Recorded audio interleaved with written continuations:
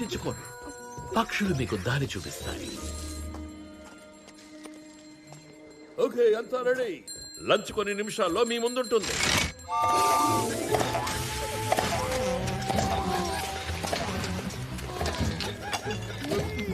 వాసన బాగుంది doctor. Thank you very much. Hey doc, మా కోసం కూడా దాచి ఉంచు. సారీ డాక్టర్, ఎందుకంటే నేను పిల్లల్ని చూసి కూడా భయపడ్డాను. ఆ విషయం వదిలిపెట్టు. కమాన్, భోంచేద్దాం. ఈ రోజు మీకోసం రుచికరమైన సూప్ సిద్ధం చేశారు. వలలో ఏం చిక్కిందో చెబితే నువ్వు అస్సలు నమ్మవు. మహారాణి గారు మిమ్మల్ని ప్రత్యేకంగా అడగమని మీకు చెప్పారు. బ్రెయిన్ పనిచేయడం లేదా ఏంటి? చెప్పాను కదా, నేను ఆ పనులన్నీ వదిలేశాను. ఏం వదిలేశారు? మనుషులకు వైద్యం చేయడం. ఎవరో వచ్చారు చూడండి. కంగారు పడకండి, నేను బానే ఉన్నాను. మరి నేను లేను. నా ఇల్లు ఒక సంతలా మారిపోతుంది. ఇది మీద నాకంటూ ఏది సొంతం కాదు. యోషికి ఒక సమస్య వచ్చింది, అందుకే తను నాతో పాటు వచ్చింది. తనకెప్పుడు చలిస్తుంటుంది. నా దగ్గర గాయపడిన ఉడుతుంది. ఏం చేయాలో తెలియటం లేదు. ఇలా గాయపడింది. అది నేనే షూట్ చేశా. ఏంటి? నాకు వినబడలేదు. యాక్సిడెంటల్ గా నేనే షూట్ చేశాను. అవును, యాక్సిడెంటల్ గానే నువ్వు షూట్ చేశావు. మనుషులు ఎప్పటికీ మారరు. దీనికి పెద్ద గాయమైంది.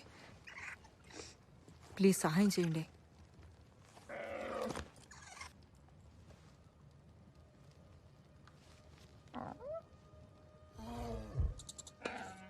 ఒకసారి పట్టుకో, దీన్ని కూడా పట్టుకో.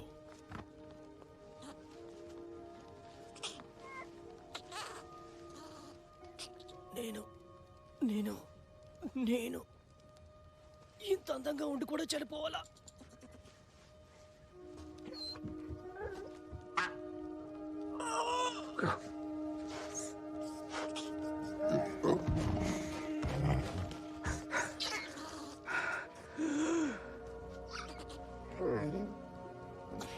ఓకే, తనకేం ప్రమాదం లేదు.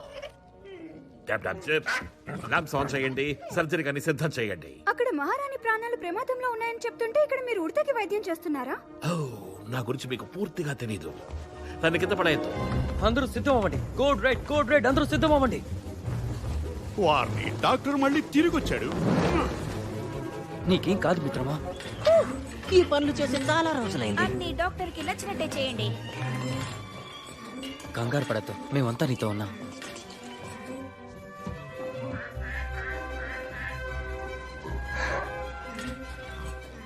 ఓకే, మనం అంతా కలిసి ఉడతని కాపాడదాం. ఓకే. నువ్వు కళ్ళు తెరిచేసరికి అంతా మామూలవుతుంది. చనిపోతే దెయ్యంలో మిమ్మల్ని వెంటాడుతా. స్కాల్పల్స్ ని స్టెరిలైజ్ చేయండి. మీరు ఏ వస్తువుని కూడా తాకద్దు. పేషెంట్ కండిషన్ నిలకడగా ఉంది. వాళ్ళు తనని అర్థం చేసుకుంటున్నారు. తను కూడా వాళ్ళని అర్థం చేసుకుంటున్నాడు. అది కూడా వాళ్ళ భాషలో.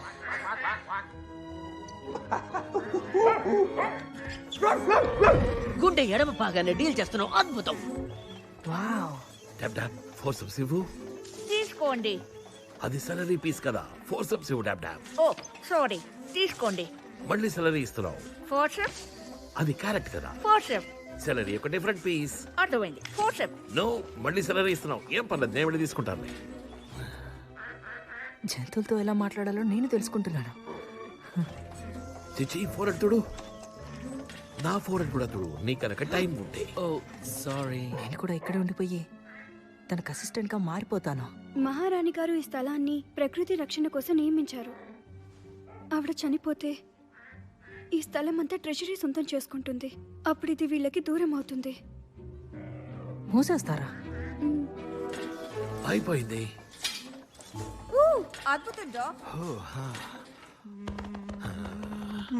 అక్కడే కొట్టు. చిచి, కరెక్ట్ గా అక్కడే. కెవిన్ పైన ఒక కన్నేసి ఉంచండి, సరేనా? మత్తు ప్రభావం తగ్గగానే కొంచెం తేడాగా ప్రవర్తించవచ్చు.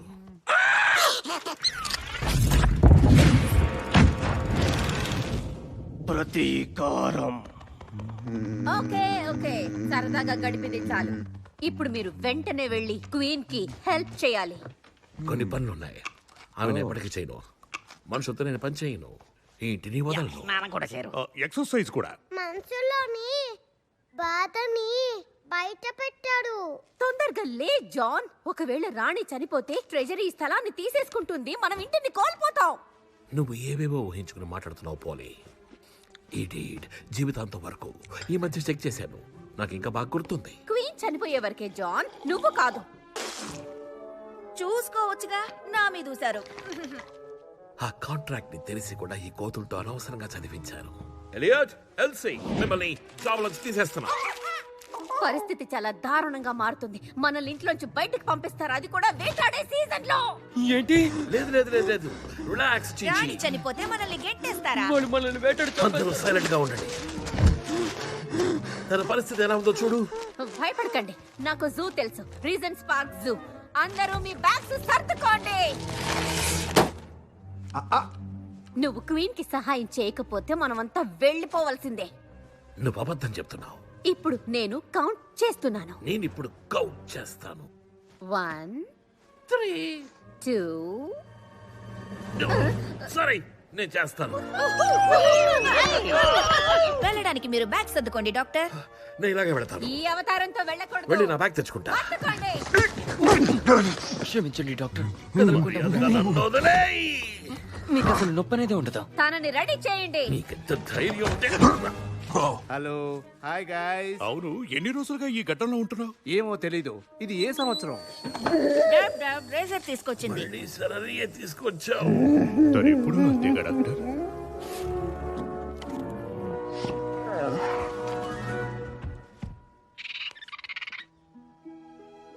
తను ప్రపంచమంతా తిరిగేవారు. ఇదిగో చూడు, నా ప్రైవేట్ ప్రాజెక్ట్స్ అన్ని వెతికి చూస్తున్నారా? తనకెలా ఉంది? ఓకే, ముందు ఈ విషయం తెలుసుకోండి. ఆ ఉడత పేరు కెవిన్.